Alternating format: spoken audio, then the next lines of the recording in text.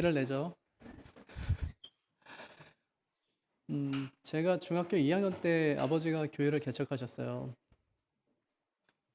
원래는 사업하시던 분이었었는데, 늦게 이제 하나님의 부르심을 받고 40에 신학교를 가셨어요. 3년 공부를 하시고 이제 목회를 이제 하셔야 되는데 나이 많으니까 이제 어디 부교육자로 가기도 어렵잖아요. 그래서 원래 있던 모교회에서 사역을 좀 하시다가 졸업할 때쯤 되니까 이제 기도를 하러 가시는 거예요. 하나님의 뜻을 묻고자. 그래서 배낭을 하나 짊어지고 텐트를 하나 가지고 산에 올라가셨어요. 저희 아버지가 늘 하는 기도의 방식이에요. 중요한 결단을 할 때나 하나님의 응답을 구할 때는 항상 그냥 금식하러 올라가세요. 그냥 산에, 산 꼭대기에다가 텐트 하나 쳐놓고 응답이 올 때까지 안 내려오세요. 가시기 전에 그래요. 아버지가 기도하러 갈 건데 너희도 아버지를 위해서 기도해라. 하나님의 뜻을 묻겠다는 거예요. 3일 만에 내려오셨어요. 개척을 해야 되겠다고. 하나님께 응답을 받았다고 그렇게 말씀하셨어요.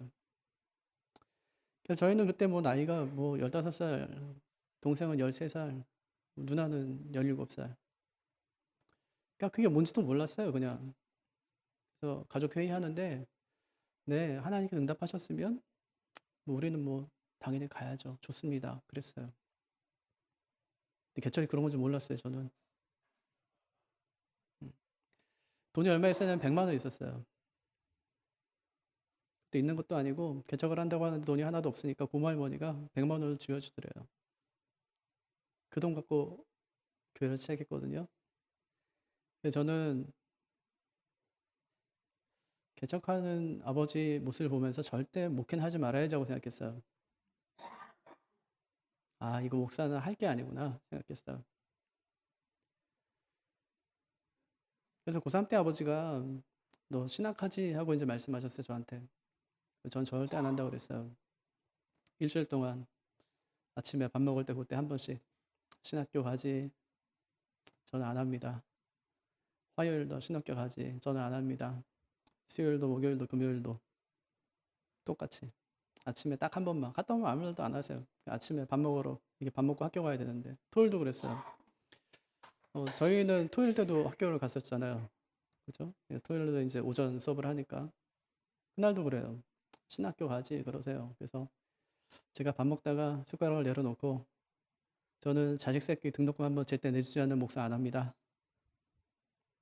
하나님이 살아계시면 자기를 위해서 가정도 직장도 다 버리고 주의 길을 가는데 어떻게 그럴 수 있습니까? 저는 안 합니다. 그냥 먹던 밥을 그냥 내려놓고 학교로 갔어요. 근데 마음에 엄청 이제 뭐랄까요? 죄송한 마음이 드는 거예요. 내가 아버지한테 큰 잘못을 했구나. 그게 1교시 때 얘기예요. 1교시 끝나고 2교시 때도 야 진짜 아버지가 얼마나 마음이 아플까. 3교시 이따가 아버지를 어떻게 보지? 4교시 에이 신학한다고 하자. 집에 갔어요. 아버지가 신학교 갈 테니까 다신 저한테 신학교 가라고 얘기하지 마십시오. 만약에 한 번 더 얘기하시면 전 절대 신학교 안 갑니다. 그렇게 신학교를 갔어요. 이게 효도 신학이에요. 하나님 불러서 간 게 아니라 그냥 갔어요. 그러니까 그때 너무 이제 개척교회에서 너무 이제 뭐 그 모습이 싫어서 세례도 안 받았어요. 학습도 고등학교 2학년 때 받고 세례는 그냥 나중에. 제가 그랬잖아요. 하나님이 살아계시면 느껴지지 않는 거예요. 믿겨지지 않고 어떻게 이럴 수가 있을까? 세례도 안 받은 사람이 신학교 간다고 하니까 신학교에서 받아줍니까? 안 받아줘요. 그래서 뭐라고 하냐면 만약에 합격하면 세례 받겠다는 이거 확인서 같은 거 있잖아요. 그거 하나 쓰고 들어가래요. 그걸 썼어요. 그리고 입학하고 첫 번째 맞는 부활주일에 세례를 받았어요. 근데 하나님께서 그때 저에게 엄청난 은혜를 주셨어요. 신학교 처음 갔을 때 6월 달인데요. 엄청 은혜를 많이 주셨어요. 진짜 하나님이 살아계시면 저한테 아주 목격할 수 있도록 진짜 하나님이 살아계신다는 증거를 저한테 보여주셨어요. 전도하다가 하나님 만난 거예요. 남들은 보통 이제 전도 받고 하나님 만나잖아요. 근데 저는 전도하다가 하나님 만났어요. 복음을 전하는데 어 아이에게 복음 전할 때 막 "너는 죄인이야. 넌 친구도 미워하지? 엄마 말씀도 안 듣지?" 그럴 때마다 "너도 그러잖아. 너도 그러잖아." 제 안에서 복음을 전하는데 '이거 누가 하는 말이지?' 하고 생각했어요. 아이가 막 울고 저도 막 울었어요. 하나님 아주 깊이 만났어요, 그날 저녁에. 밤새도록 울고불고 기도하면서 그때 하나님께서 저에게 방언도 주시고, 네, 정말 뜨겁게 주님을 만났어요. 그다음부터 삶이 달라졌어요. 180도. 예전에 제가 아니었어요. 그때 제가 주님 만나고 나서 그날 저녁에 기도하면서 딱 두 가지 하나님께 말씀드렸어요. 하나님, 저 불러주셔서 감사해요. 두 번째, 열심히 공부할게요. 네. 그 전까지 신학교를 갔는데 6월 달까지 한 학기를 보내면서 극심한 우울증이 왔어요. 내가 생각했던 그런 공부가 아니었고 내가 원하는 길이 아니었기 때문에 극심한 우울증이 왔어요. 매일 학교에서 집에 돌아오면 베란다에서 밖에서 3시간, 5시간씩 늘 밖에 있었어요. 지나간 사람들을 봤어요. 저 사람들은 걱정이 없겠지, 근심이 없겠지. 우울증이었는데 그땐 몰랐어요. 죽고 싶었어요, 그냥. 지옥 가지 않을 수만 있다면 딱 내가 여기서 죽었으면 좋겠다. 제일 부러웠던 게 하늘을 나는 새였어요. 쟤는 아무 근심이 없겠지. 네. 근데 하나님 딱 만나고 나서 제 삶이 180도 바뀌었어요. 지금도 저희 아버지는 가족끼리 모이고 식사할 일이 있으면 기도를 하세요. 기도하실 때마다 늘 빼놓지 않는 기도가 자녀를 위한 기도예요. 제 동생도 목회자가 되고 저도 목회자가 됐어요. 늘 두 자녀를 위한 기도를 빼놓지 않으세요. 목회 잘할 수 있도록 하나님께서 도와주십시오. 저는 그게 진심이라고 생각해요. 부모의 진심. 누구에게서도 듣지 못하는 기도, 누구도 나를 위해서 그렇게 간절하게 기도할 수 없을 때 내 부모는 나를 위해서 이렇게 기도하는 거죠. 우리 아버지가 간혹 그런 말씀을 하세요. 목회하는 것은 예수님을 점점 더 닮아가는 거다. 그러면 신앙생활 하는 것은 예수님을 점점 더 닮아가는 겁니다. 누구 때문에 이곳에 오는 것이 아니에요. 나 때문도 아니에요. 여러분 자신 때문도 아니라고요. 주님 때문에. 우리 예수님 때문에. 직분도 받고 예배도 드리고 성도로 살아가는 것이죠. 바울은 결혼을 하지 않았어요. 당연히 자식이 없죠.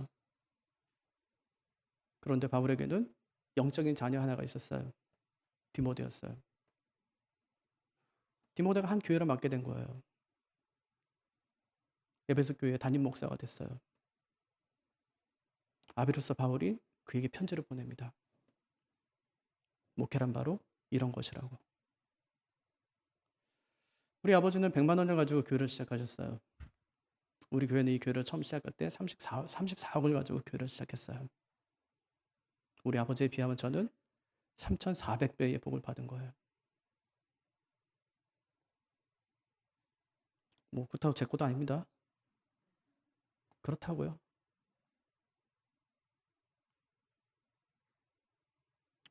바울이 편지를 보내요.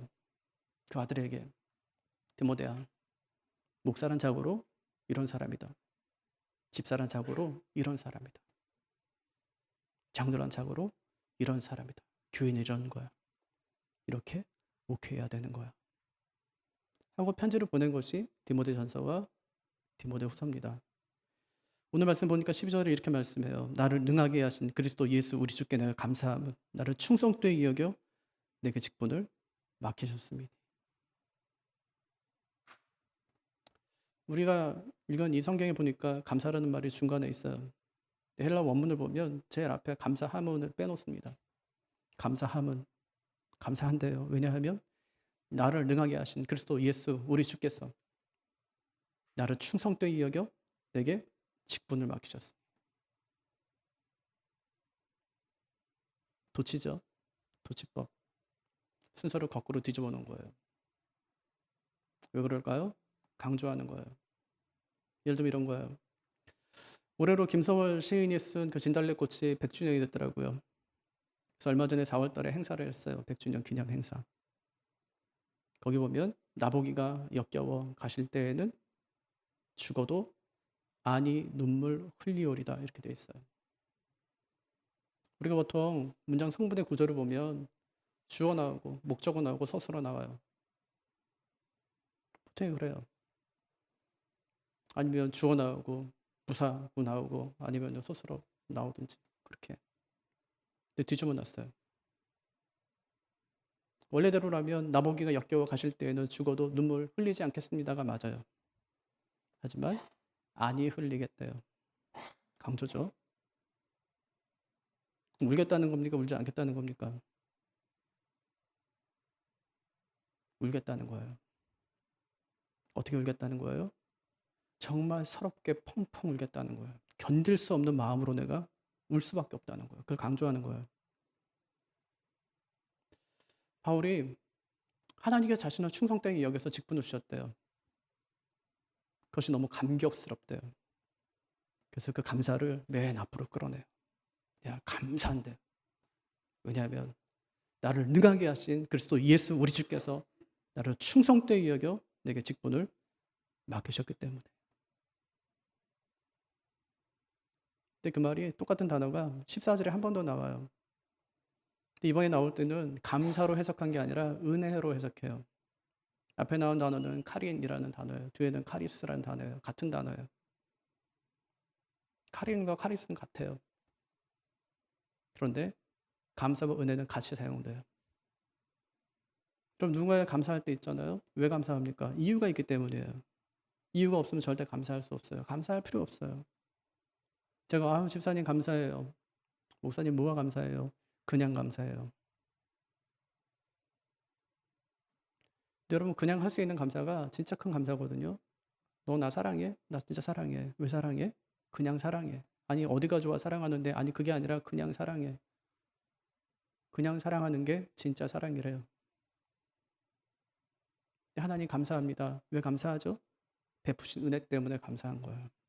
나를 구원해 주신 그 은혜 때문에 감사한 거죠. 그래서 감사와 은혜는 같은 말이에요. 같은 말. 그럼 직분을 받는 것은 참 은혜입니다. 은혜 받은 사람이 하는 것이 감사입니다. 그래서 바울이 감격해하면서 은혜로 감사로 자기의 감정을 표현합니다. 그럼 그가 무슨 직분을 받았기에 이처럼 감격해야 할까요? 뭐 때문에 감사해요? 1절 보실래요?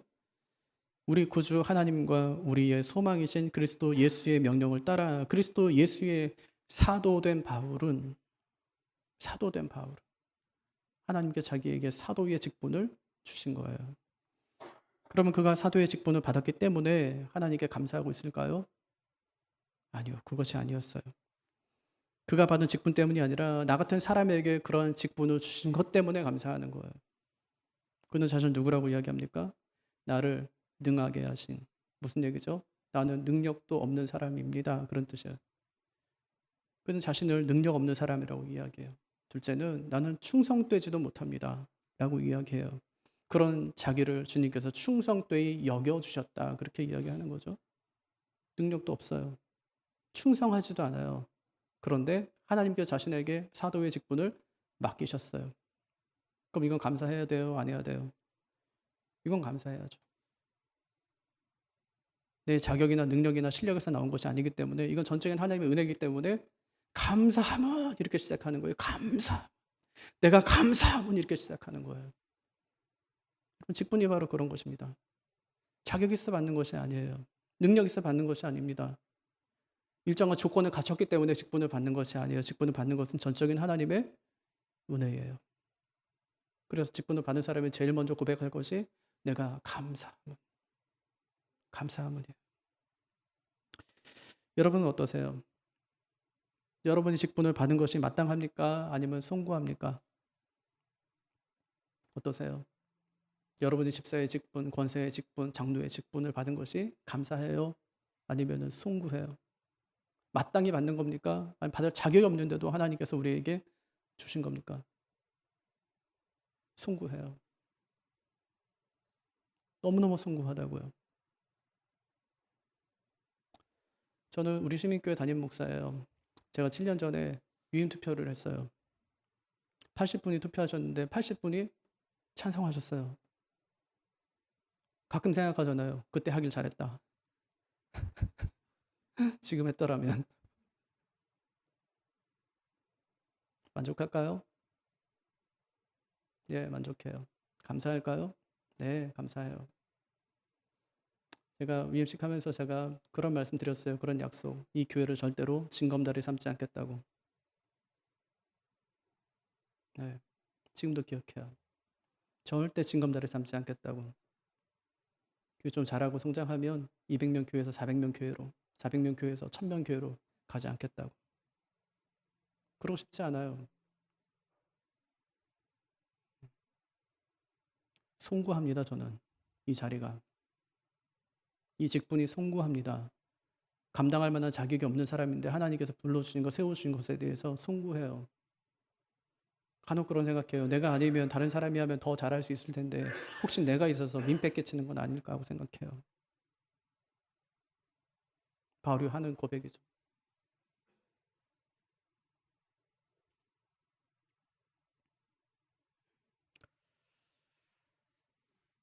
그래서 바울이 내가 무슨 직분을 받았냐 그것보다 내가 어떤 사람이냐 하는 것이 더 중요하다는 것을 우리에게 말씀해 줍니다. 그럼 여러분 우리가 부족하니까 직분을 받지 말아야 될까요? 한 번, 두 번은 그럴 수 있다고 생각해요. 하지만 계속 그러는 것은 그것은 신앙이 아니에요. 디모데전서 3장 1절을 보면은 바울이 이렇게 이야기합니다. 직분을 얻으려 함은 선한 일을 사모하는 것이다. 직분을 얻으려 하는 것은 선한 일을 사모하는 거래요. 좋은 일이다. 이제 그런 말입니다. 인간적인 욕심의 직분을 가지려 하는 것은 그건 잘못이지만 하나님께서 우리에게 나누어 주시는 직분을 사모하는 마음으로 받는 것은 그것은 좋은 일이다. 그렇게 말씀하고 계신 것이죠. 그런 부족한 사람의 직분을 받으면 그 뒤에는 어떻게 될까요? 12절 다시 보세요. 나를 능하게 하신 그리스도 예수 우리 주께 내가 감사함은 왜 감사한다고 말하죠? 주님이 직분만 주지 않고 감당할 능력도 주시기 때문에 감사하다. 그 말을 하는 거예요. 능력 없지만 나를 능하게 하신 우리 주 예수 그리스도께서요. 능하게 하신다는 말이에요. 이게 교회의 직분과 세상의 직분의 차이입니다. 그리고 요즘에 인사청문회 계속 하잖아요. 뭘 확인하려고 인사청문회 하는 것이죠? 당신이 자격이 되냐? 당신이 그 일을 맡을 만한 능력이 있냐? 이 두 가지입니다. 내가 보니까 당신 자격이 없는 것 같은데 이 일을 감당할 만한 제목이 아닌 것 같은데 그것을 검증하는 것이 세상의 인사청문회입니다. 어떤 자리에 올라가는 사람의 자격이라는 말이죠. 하지만 교회 직분은 그렇지 않습니다. 하나님께서 모세를 부르니까 하나님 저는 말을 못합니다. 그렇게 얘기해요. 예레미야 부르니까 저는 어립니다. 이사야 부르니까 나는 입술이 부정한 사람입니다. 그렇게 얘기해요. 그때 하나님께서 하신 말씀이 그럼 안 되겠네가 아니었어요. 그들이 못하겠다고 하자 하나님께서 그들에게 할 수 있는 능력을 부어주더라는 거예요. 감당할 능력을 주셔서 그들을 쓰시더라는 거예요. 말 못한다고 하니까 말할 사람 붙여줍니다. 어리다 보니까 내가 너와 함께 있으면서 너를 보호해주겠다고 말씀하십니다. 입술이 부정하다고 하니까 제단 숯불을 가져다가 입술을 치지면서 그 죄를 속해주시고 그를 사용해주세요. 그럼 일할 형편이 안 될 수 있어요. 하지만 순종하면 하나님께서 감당할 능력을 주세요. 일할 마음만 있으면 하나님께서 능히 감당할 능력도 주신다는 말입니다. 자격을 따지는 우리에게 바울이 뭐라고 이야기합니까? 너희의 부족함은 나의 부족함에 비하면 세 발의 피다. 아무것도 아니라는 거예요. 바울은 자신을 누구라고 합니까? 그는 오늘 말씀에서 세 가지 자기 인식을 해요. 첫째는 나는 비방자였다. 박해자였다. 폭행자였다는 거예요. 나는 비방자였대요. 요즘에 이제 뭐 며칠 뒤에 지방선거 있잖아요. 요즘에 뭐 선거 유세하는 거 보십시오. 다 비방하는 거예요. 그 사람이 과거에 했던 전력들을 다 공개하는 겁니다. 그 사람이 시장으로 있을 때 어떻게 했냐. 이런 흠이 있지 않았냐. 그런 얘기들이에요. 그 사람이 여태까지 살아왔던 그 길을 봐라. 그 사람이 어떻게 살아왔냐. 이런 이야기들을 계속하는 겁니다. 비방자예요. 바울이 자신을 비방자였다고 그래. 교회를 향해 예수 그리스도에 대해 나는 비방하는 사람이었다. 두 번째, 자기는 박해자였대요. 사도행전 9장을 보면 바울이 대제사장이 주는 공문을 들고 다메섹에 사는 성도들을 잡으러 갑니다. 그때 주님께서 그에게 나타나세요. 밝은 빛으로. 그리고 비추시며 말씀하시죠.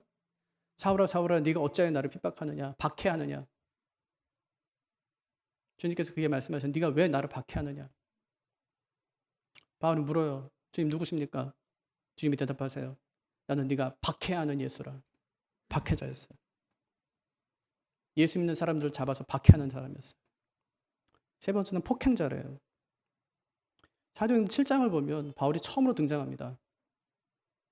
그 자리가 스데반이 설교하는 자리였습니다. 설교했어요. 구약부터 시작해서 예수 그리스도까지. 사람들이 부득부득 이를 갈아요. 왜냐하면 자신들이 하나님 보낸 메시아를 죽였다고 했기 때문에.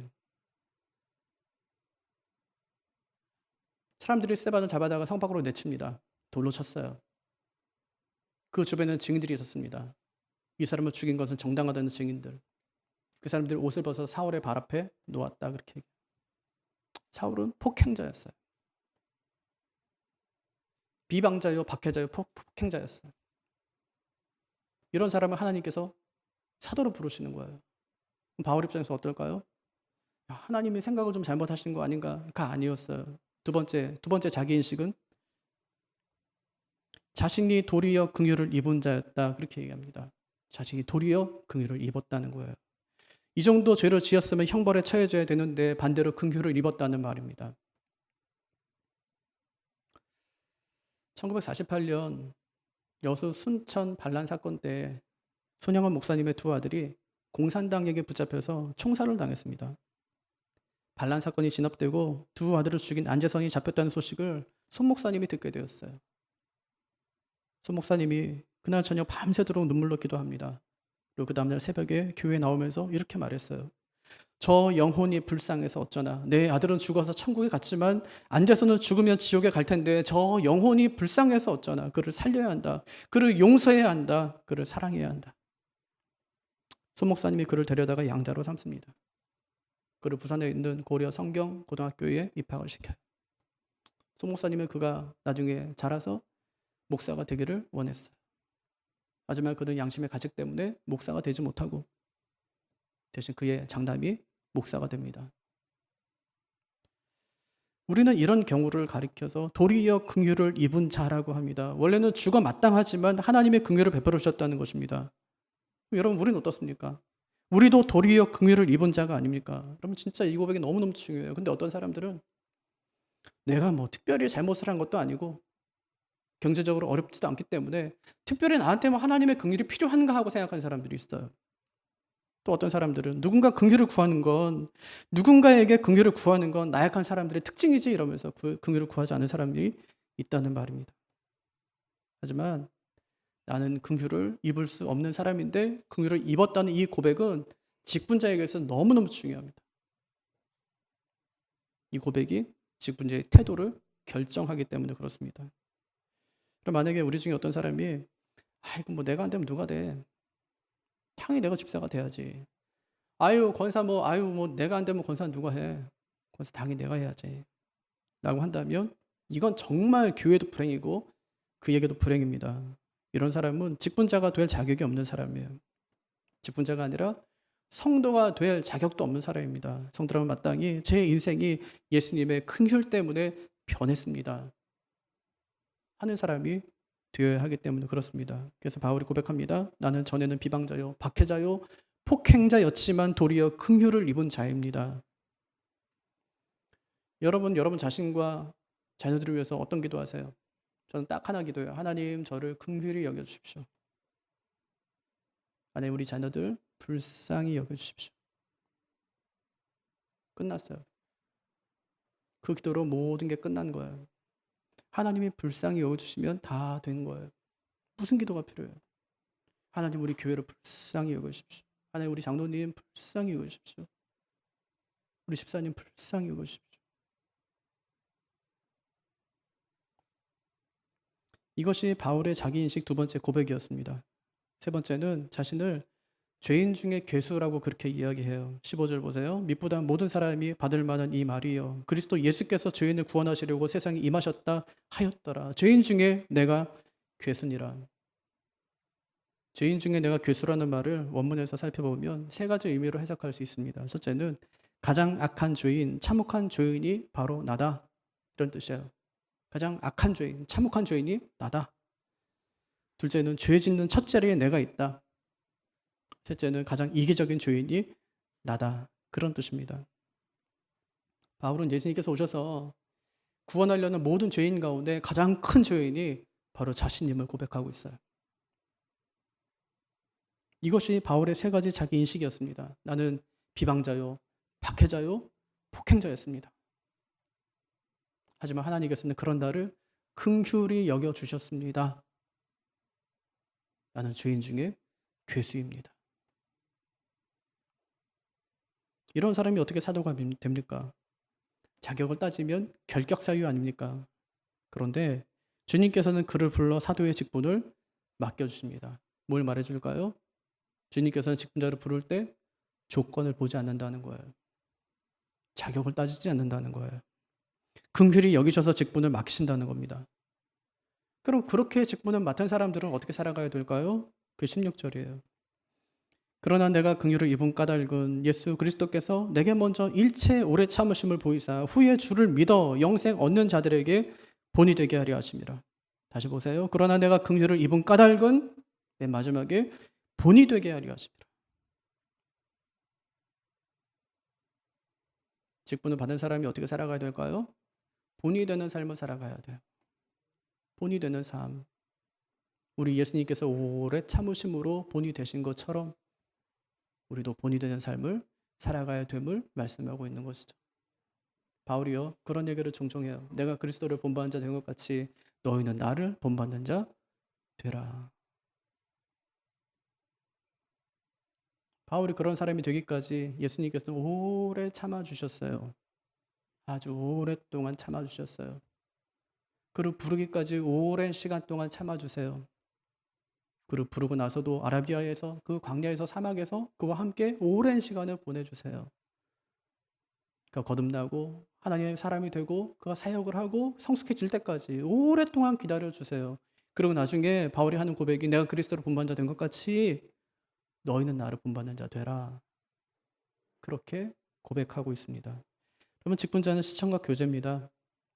직분자는 교회가 어떤 곳인지, 직분자는 어떻게 생활해야 되는 것인지를 보여주는 시청각 교제예요.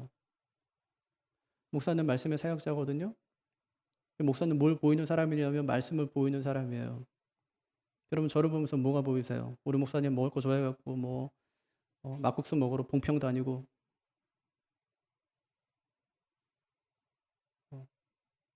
맨날 놀러 다니고 얼굴은 기름져서 막 번쩍번쩍하고 배는 나와가지고 뭐 맛있는 거 먹었는지. 그게 아니라 목사는 말씀을 보여주는 사람이에요. 말씀대로 사는 것을 보이는 사람이 목사예요. 말씀의 사역자예요. 장로는 다스림의 사역자입니다. 장로님을 보면 하나님의 다스림이 보여져야 돼요. 아, 하나님께서 우리를 다스리시는구나. 장로님이 교회를 다스릴 때 그 모습을 보면서 아, 하나님께서 우리를 다스릴 뿐 아니라 장로님이 교회를 다스려 가시는구나. 이 땅을 다스리는 것은 하나님의 법대로 하나님의 원리대로 되는 거구나 하는 것을 장로님을 통해서 보는 거예요. 집사님은 긍휼의 사역자입니다. 누군가를 도와주고 누군가가 선을 베푸는 것이 집사님들이 해야 되는 일이기 때문에 집사님들을 보면 아, 나도 도움에 살아가야 되겠구나. 직분자는 시청각 교제예요.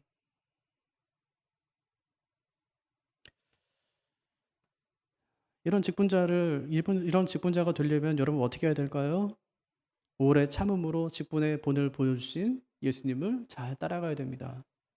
예수님의 사역을 보면 예수님은 집사의 역할을 잘 감당하셨어요. 예수님은 이 땅에 계시는 동안 장로의 직분을 잘 감당하셨어요. 목사의 직분을 잘 감당하셨어요. 목사가 어떻게 목사다울 수 있냐? 누굴 보면 되냐면 예수님 보면 되는 거예요. 오래 참음으로 우리를 기다려주시는 그 주님을 바라보면서 직분을 감당해가면 된다는 말입니다. 그렇게 하면 정말 집사다운 집사, 장로다운 장로, 목사다운 목사가 되는 거예요. 그렇게 본을 보이라고 바울이 이야기해 줍니다. 여러분, 우리는요, 집사 완성품을 뽑는 것이 아닙니다. 권사 완성품을 가려내는 것이 아니에요. 우리는 완벽한 사람을 뽑는 것이 아니라 앞으로 주님을 닮아서 닮아서 좋은 직분자로 교회를 세울 분들을 우리가 선택하는 것입니다. 그럼 이분들이 직분을 감당할 힘이 어디서 나올까요? 성경 한 구절 찾아볼까요? 베드로전서 4장 한번 보실래요? 베드로전서 4장 10절과 11절.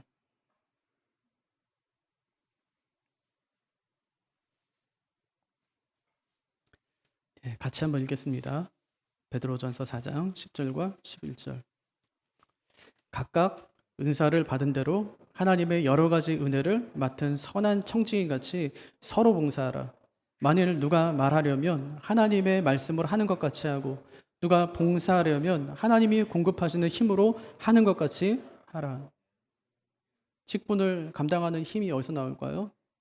첫 번째는 서로 봉사하는 데서 온다. 그렇게 말씀하셨어요. 직분은요, 절대로 혼자 감당하는 것이 아닙니다. 함께 감당하는 거예요. 그럼 박웅현이라는 분이 계세요. 30년 동안 카피라이터로 사신 분이에요. 그분의 카피를 보면 참 인간 냄새가 참 많이 나요.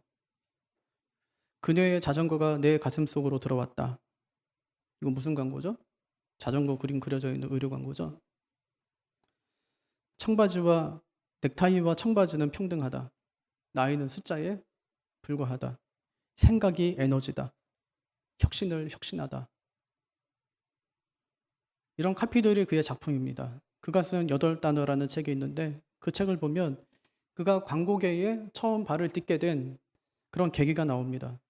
1986년도에 인켈 광고 공모전을 했는데 거기서 수상하면서 광고계에 첫 발을 내디딘 거예요. 그때 수상한 광고 카피가 이것입니다. 음악은 3번 태어납니다. 베토벤이 작곡했을 때 태어나고 번스타인이 지휘했을 때 태어나고 음악이 3번째 태어나는 그 순간 인켈이 함께합니다. 음악은 작곡가 또 연주자, 청취자에 의해서 3번 태어납니다. 근데 모세도 3번 태어났어요.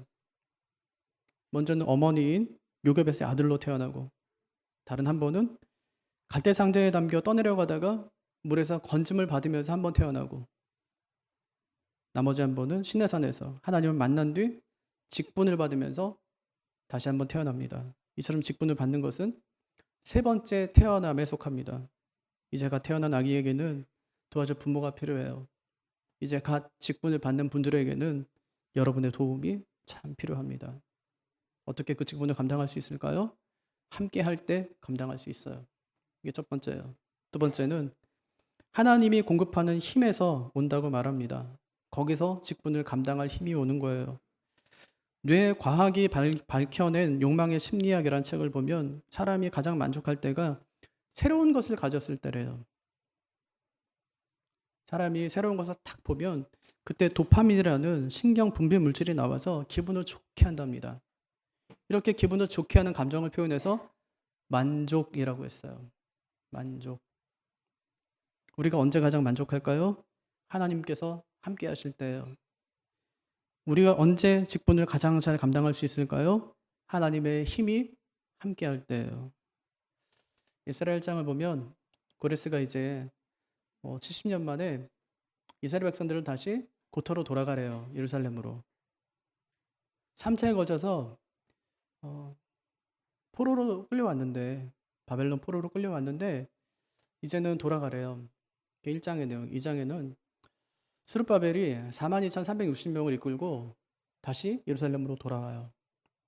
3장의 내용은 돌아온 사람들이 성전을 먼저 짓기 전에 제단부터 먼저 짓는 장면이 나와요. 성전이 중요한 게 아니라 하나님께 예배가 더 중요하다는 것을 잘 보여주는 거죠. 4장에서는 드디어 성전을 짓기 시작해요. 부푼 꿈을 안고 그거 하러 온 거거든요. 성전을 지으러 돌아가라 그랬으니까 지으러 왔어요. 그래서 이제 그걸 시작하는 거예요. 그런데 많은 방해자들이 생겨나요. 그때는 원래 빈터였어요. 공터였어요. 70년 만에 돌아와 보니까 공터였었는데 공터가 그냥 공터로 남은 것이 아니라 뭐 각지에서 온 사람들이 이미 자리를 잡고 살아가고 있는 거예요. 그 사람들은 뭐라고 하냐면 우리가 성전 건축하는 것을 돕겠대요. 좋은 일이잖아요. 그럼 하나님께 사람도 붙여주시는구나 하고 생각할 수 있을 텐데 no, 안 된다고 이야기합니다. 왜냐하면 그들은 예루살렘 사람들, 유대인들이 아니라 이방에서 온 사람들이었어요. 하나님의 성전을 짓는데 이방인들이 지을 수 없기 때문에 돌아온 사람들이, 스룹바벨과 함께 돌아온 사람들이 그 사람들의 성전을 지어야 됐던 거예요. 그때 이 사람들이 회방하기 시작합니다. 방해하기 시작했어요. 성전 짓지 못하게 하는 거예요. 이 사람들이 민원을 제기합니다. 왕에게. 우리가 교회를 짓는다고 생각해 보세요. 옆에 사람들이 민원을 집어넣어요. 그럼 어떻게 될까요? 공사가 중단되는 거예요. 민원을 집어넣었어요. 이 사람들이 자기의 왕국을 건설하려고 합니다. 왕이 돌려보냈는데 근데 이 사람들이 지금 자기들이 나라를 건설하려고 합니다. 이건 심각한 문제입니다. 왕이여 공사를 중단하게 하십시오. 공사가 중단됩니다. 16년 동안이나 공사가 중단돼요. 낙심했어요. 우리가 성전 지으려고 왔는데 성전이 지어지지 못하겠구나. 그때 스가랴와 학개가 그 사람들을 향해서 계속 외치는 소리가 있었습니다. 끝이 아니라는 거예요. 아직 끝나지 않았다는 거예요. 성전 공사가 재개될 거라는 거예요. 그렇게 하면서 그들에게 힘을 줍니다. 그때 스가랴가 했던 말, 성전이 뭘로 건축된다고 하죠? 이는 힘으로 되지 아니하며 능력으로 되지 아니하고 오직 하나님의 영으로 되느니라. 하나님의 영으로 되느니라. 그러면 하나님의 일은 돈이나 힘이나 사람의 숫자로 되는 것이 아닙니다. 하나님의 영으로 되는 거예요. 하나님의 일을 하는 것이 아니에요. 그건 되는 거예요. 우리는 하려고 하지만 하나님은 되게 하세요. 우리가 하는 거 아니란 말이에요. 하나님이 하시는 것이지. 직분을 감당할 힘이 어디서 나올까요? 첫째는 서로 함께한 데서 나온다고 했습니다. 둘째는 하나님이 공급하는 힘에서 나온다고 말했습니다. 하나님은 직분만 주시는 것이 아니라 감당할 능력도 주십니다. 그래서 직분은 내 실력으로 하는 게 아니라 하나님의 능력으로 되는 것입니다. 말씀을 정리하겠습니다. 여러분, 직분을 만든다는 것은 은혜를 입는 겁니다. 직분을 은혜라고 하는 것은 우리가 그 직분을 받을 만한 자격이 없기 때문에 그렇습니다. 하지만 하나님께서는 자격 없는 우리에게 귀한 직분을 맡겨주십니다. 그럼 그 직분을 맡은 사람들은 어떻게 해야 될까요? 본이 되는 삶을 살아가야 돼요. 본이 되는 삶을 살아가려면 두 가지 힘이 필요하다고 그랬죠. 서로 함께하는 힘, 함께해야 된대요. 두 번째는 하나님으로부터 공급받는 힘으로 그 일을 감당해야 된다고 말씀하셨습니다. 오늘 직분자 투표를 통해서 세 번째 태어나는 분들이 계실 겁니다. 그들과 함께 일하는 그런 교회가 되기를 바랍니다. 하나님은요, 직분만 주지 않고 직분을 감당할 능력도 주십니다. 오늘 세워지는 17분의 직분자를 통해서 교회는 새로워지고 선출되는 그분에게는 바울이 누렸던 그 감격이 있게 되기를 바랍니다. 나를 능하게 하신 그리스도 우리 주 예수께서 나를 충성되이 여겨 내게 직분을 맡기셨다는 그런 믿음의 고백이 우리 교회 안에 일어나게 되기를 주님의 이름으로 축복합니다. 자리에서 일어나셔서 우리